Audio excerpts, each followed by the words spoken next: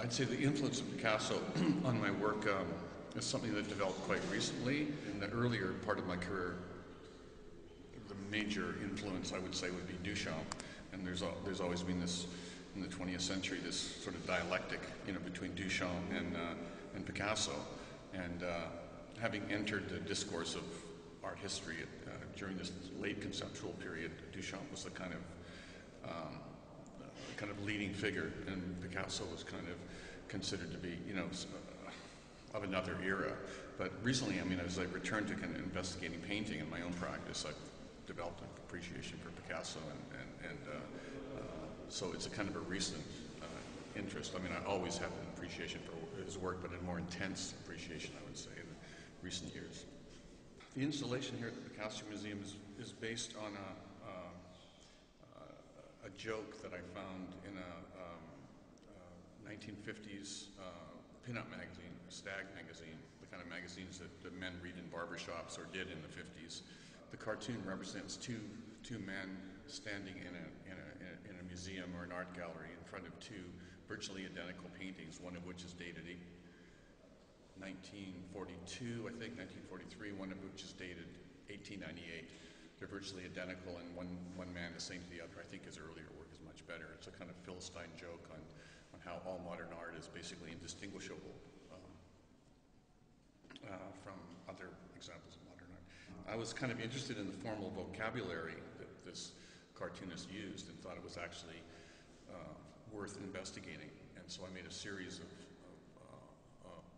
relief paintings that kind of that played with this formal vocabulary as a kind of a joke, and I put them in pairs so people could imagine that they would be from different eras of this fictional artist's career. I made a couple prior to the exhibition here at the Picasso Museum, but I had made them in black and white in a sort of less refined way, and then when I had the opportunity to exhibit here, I decided to kind of investigate these works in color and make them in these kind of very intense candy colors that would be kind of appealing on a level of kind of a confection or something like that. They're made of wood and corian, the reliefs in corian painted two colors. I'm happy that they're being exhibited with some of the drawings that Picasso made in the 50s over top of these pin-up pictures of his secretary, Jimmy Sabarte's kind of ironic drawings representing him in a leering relationship to these pin-up girls. And I know there's an extensive collection of them in the museum. I've seen some upstairs, and there's three of them exhibited here with my work, which is, of course, a great honor for me. My work has dealt with elements of high-low culture, mixing them. That's why I was always struck by the Picasso, the pin-up drawings, because they're kind of proto-pop almost. And I'd only seen a couple reproduced in catalogs in the past, and it's nice to see a larger selection of them here at the museum.